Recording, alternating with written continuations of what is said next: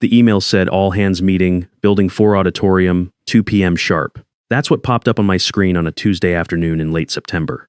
I'm Frank Delaney, 56 years old, and I've been running the structural engineering division at Hargrove and Crane Construction for the past 29 years. I started at this company when I was 27, fresh off a stint with the Army Corps of Engineers, and I've outlasted 3 CEOs, 2 recessions, and 1 near bankruptcy. But when I walked into that auditorium and saw the projector screen already lit up with the company logo and 2 HR representatives I didn't recognize sitting in the front row, my gut told me something was off. You know that silence that fills a room when bad news is about to land? Not the comfortable quiet of people waiting for a meeting to start. The other kind. The kind where nobody makes eye contact, where people suddenly find their phones very interesting, where the air itself feels heavier. That's what hit me the moment I stepped through the door. The auditorium seats about 300 people. Hargrove and Crane has grown a lot since I joined. Back then, we were 40 engineers working out of a converted warehouse in Bridgeport, Connecticut. Now we're a $1.2 billion firm with offices in 6 states and contracts stretching from Boston to Miami. And sitting on the stage, adjusting his tie like he was about to deliver a TED Talk, was Kevin Pratt, our CEO for the past 4 years. He's 41, Harvard MBA, never poured a foundation or read a soil report in his life, but he sure knows how to impress a boardroom. I took my usual seat near the middle of the room, 5th row, aisle seat. Same spot I've sat in for every company meeting since they built this auditorium in 2014. My project manager, Elena Voss, was 2 rows ahead, and she turned around to give me this look. Not a smile, not a wave, just this look, like she was trying to warn me about something but couldn't find the words. I should have paid more attention to that. Kevin stepped up to the microphone, buttoned his jacket, and started talking about evolution. That was his favorite word, evolution. Evolving the brand, evolving the workforce, evolving the culture. Every quarterly meeting had at least 12 mentions of evolution. I used to count them. But today wasn't about quarterly numbers. Today, Kevin announced a strategic restructuring designed to position Hargrove and Crane for the next era of infrastructure development. Translation: layoffs. And when the first name that came out of his mouth was mine, I felt the floor shift beneath me, the same way unstable ground shifts before a sinkhole opens. Frank Delaney has been a valued member of our team, Kevin said, reading from a tablet. But as we align our workforce with emerging technologies and next-generation methodologies, we've made the difficult decision to transition his role to our new AI-integrated design division. Transition. That's the corporate word for "you're done." He didn't even look at me when he said it. He was looking at the board members in the front row, at the investors watching on the video call, at the HR people nodding along like this was perfectly normal. 29 years. I'd built this company's reputation with my bare hands and a calculator. Every bridge, every overpass, every parking structure, every hospital foundation that Hargrove and Crane put its name on in the last 3 decades went through my desk first. I personally signed off on the structural integrity of over 340 projects worth a combined $8.7 billion, not one failure, not one crack, not one lawsuit, 0. And Kevin Pratt just erased all of that with 1 sentence delivered from a stage he had no business standing on. Here's the thing about turning 56 inches the construction industry. The young engineers look at you like you're a relic. They've got their 3D modeling software, their drone surveys, their generative AI design tools. And yeah, those things are great. I'm not some dinosaur who thinks computers are a fad, but they don't replace the thing I spent 29 years building, the thing you can't download or update with a software patch. Judgment. See, I know things about the ground in this part of the country that no algorithm can tell you. I know that the clay deposits along the I-95 corridor in southern Connecticut shift differently than the ones up near Hartford. I know that the bedrock in lower Manhattan has fault lines that don't show up on standard geological surveys because they're too small for the equipment to detect, but big enough to compromise a 4-0-story building over 20 years. I know which concrete suppliers cut their mix ratios when demand is high, and which steel fabricators deliver specs that are just barely within tolerance. You can't put that in a database.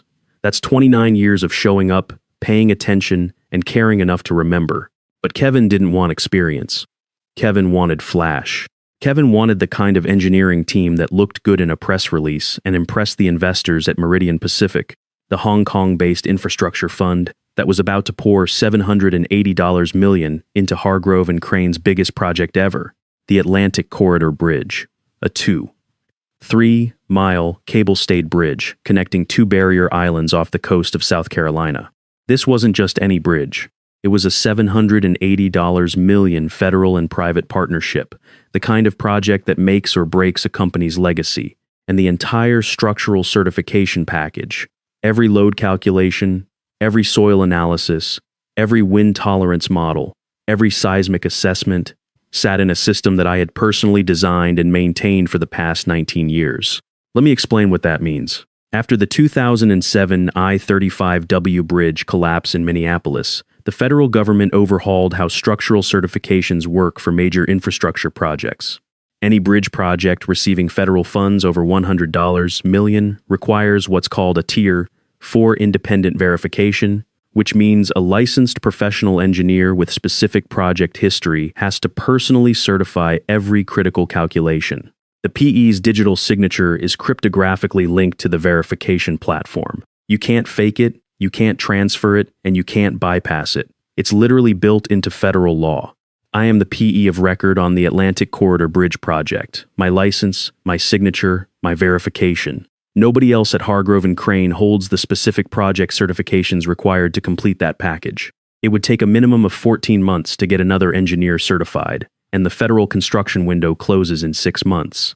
Kevin Pratt had just fired the only person who could deliver his $780 million bridge. After the announcement, I didn't make a scene.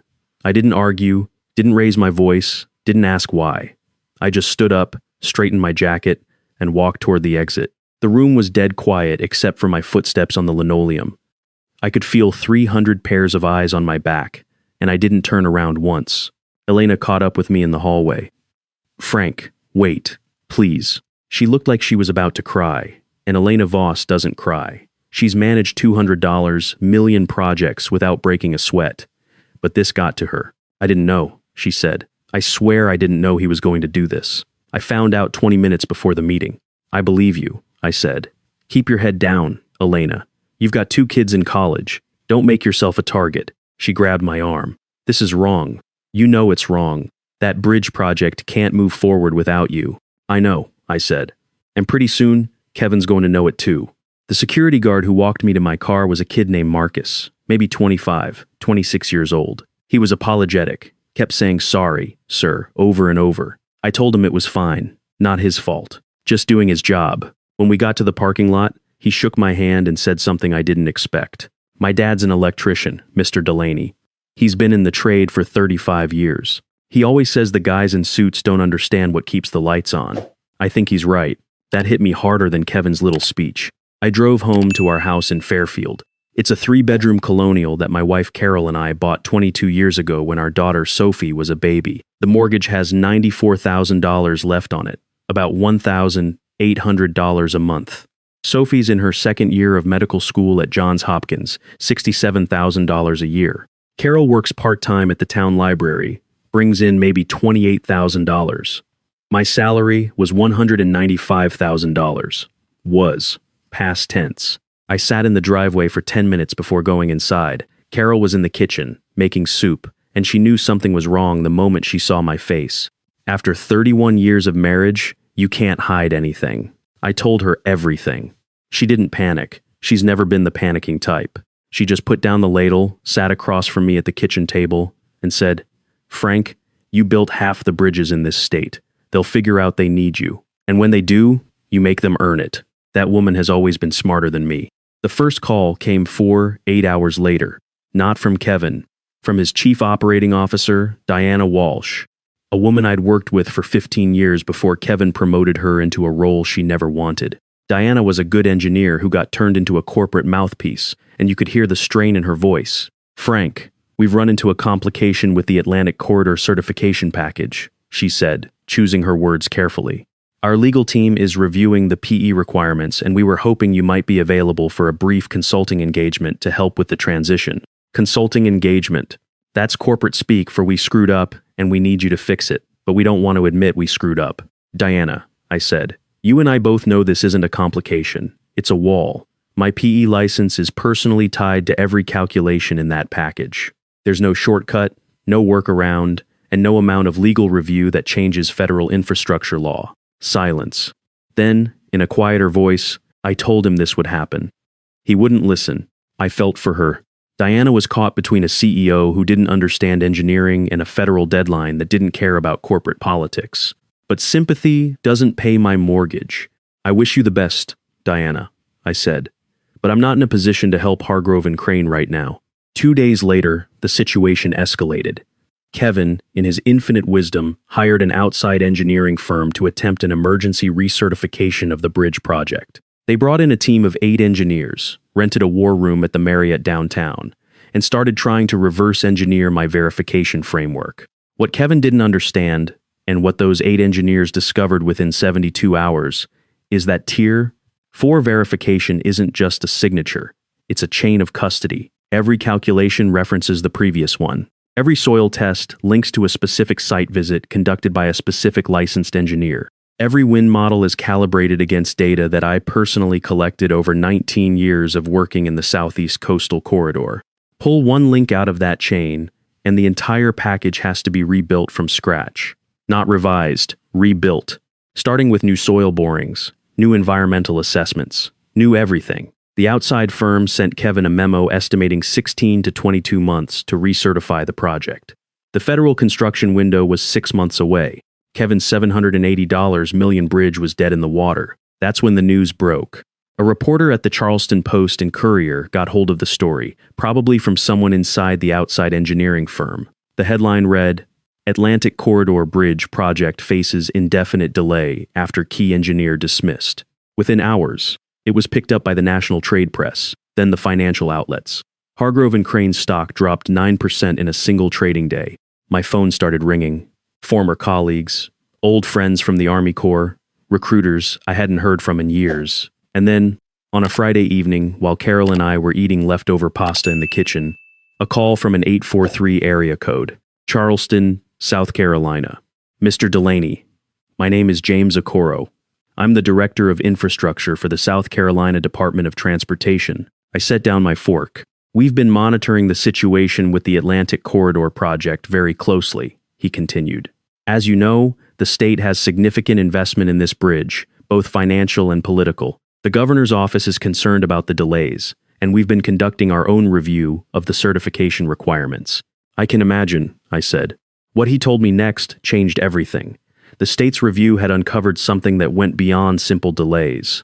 In the process of examining why the certification couldn't be transferred, their auditors had found discrepancies in the project's financial documentation.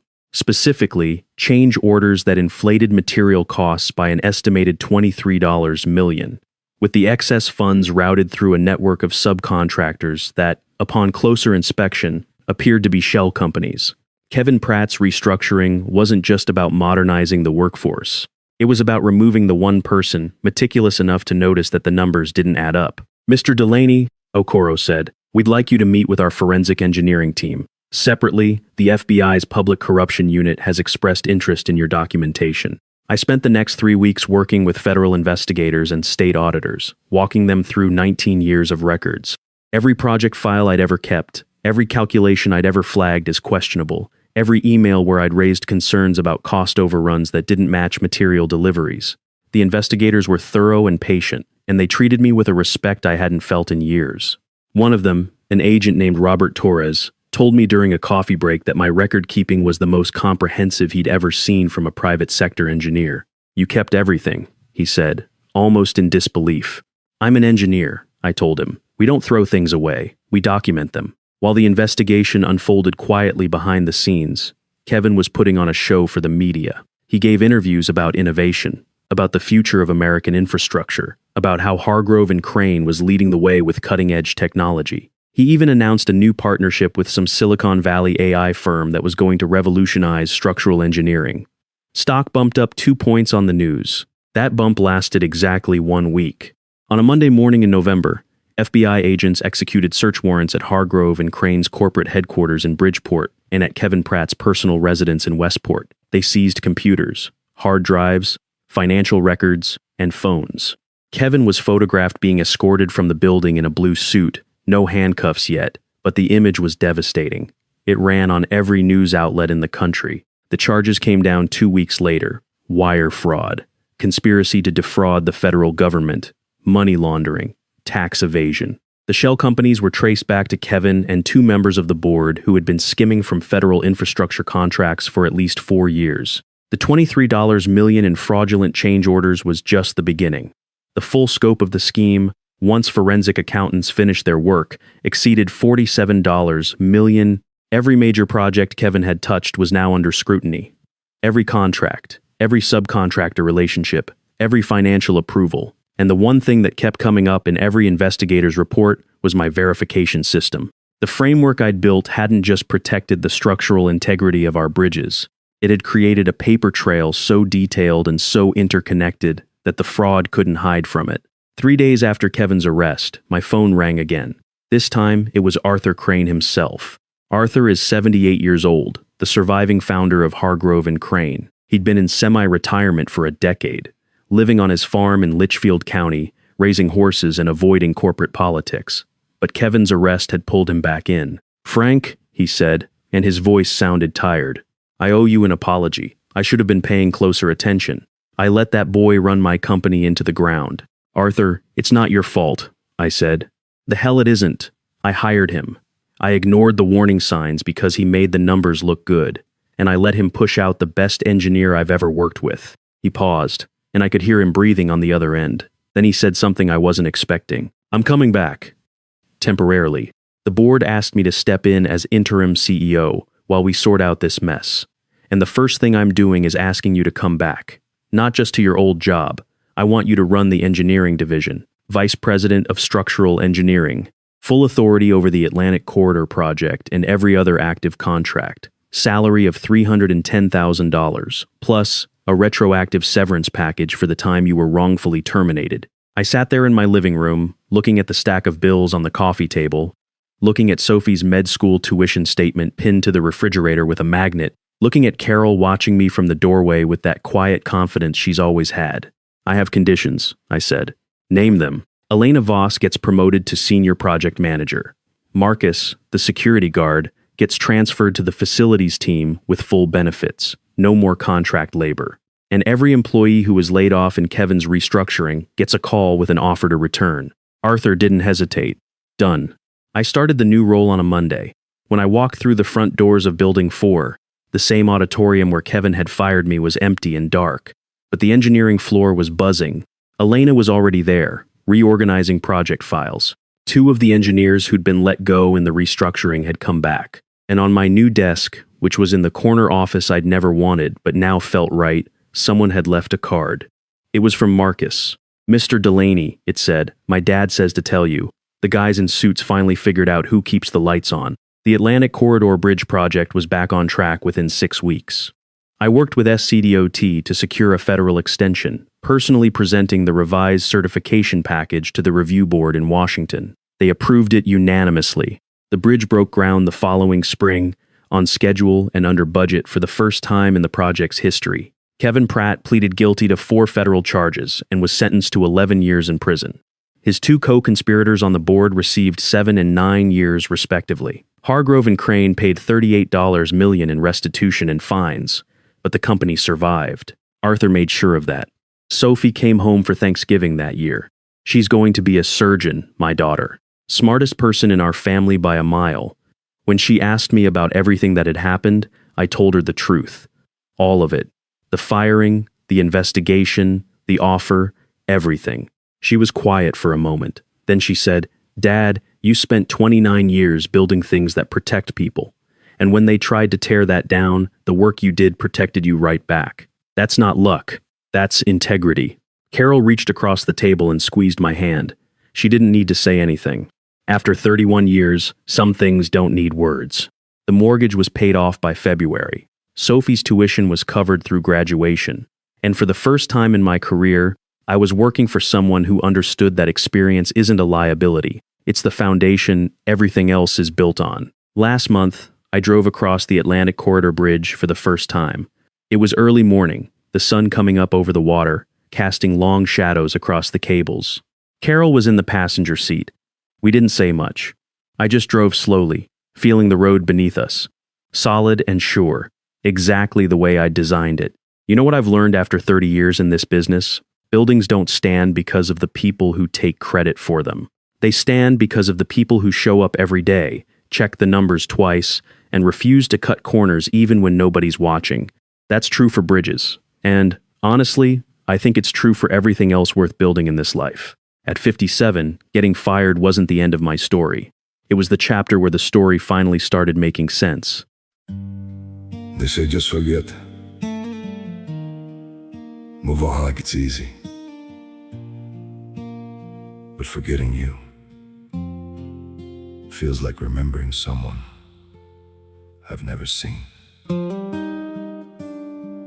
I've been trying to erase you from the places in my mind, but the harder that I fight it, the more you're hard to leave behind.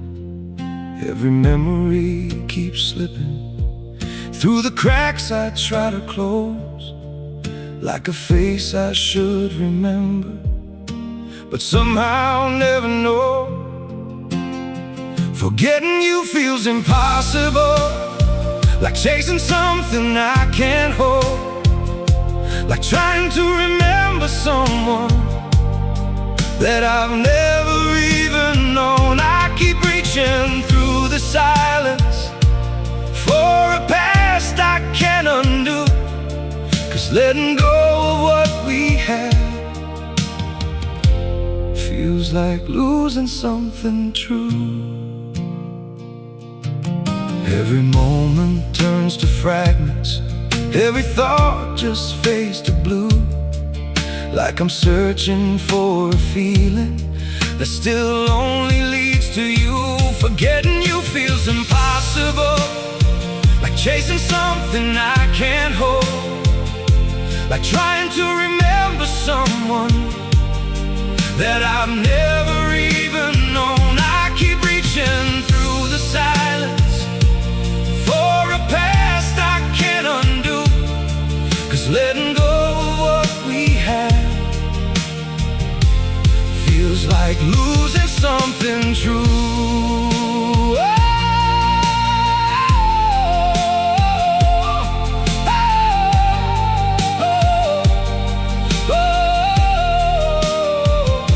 If I never met you, maybe I would know just how to heal. But now every empty moment still reminds me what is real. Forgetting you feels impossible, like chasing something I can't hold, like trying to remember someone that I've never even known. I keep reaching through the silence for a past I can't undo, 'cause letting go of what we had feels like losing something true.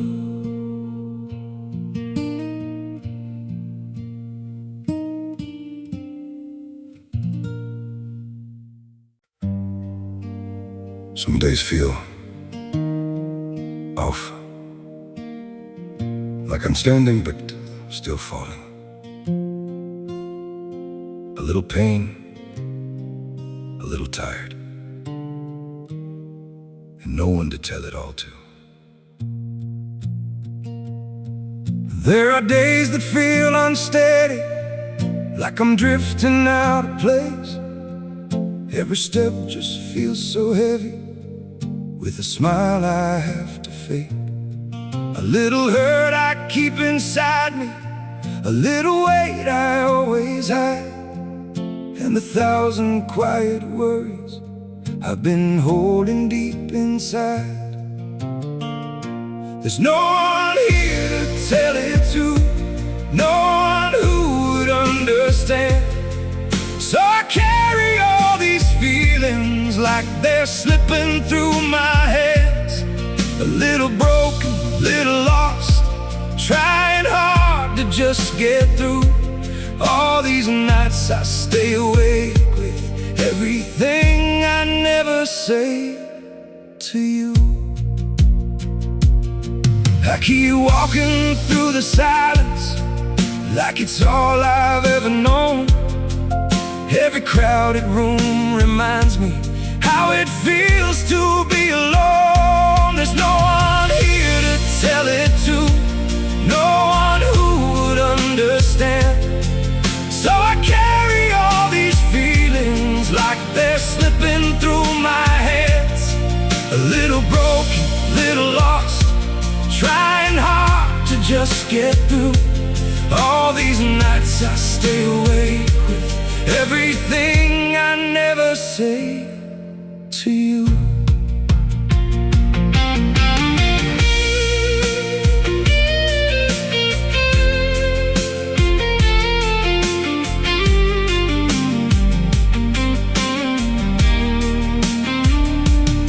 Maybe one day I'll be stronger, maybe I'll learn how to speak, but for now I keep it buried in the parts of me too weak.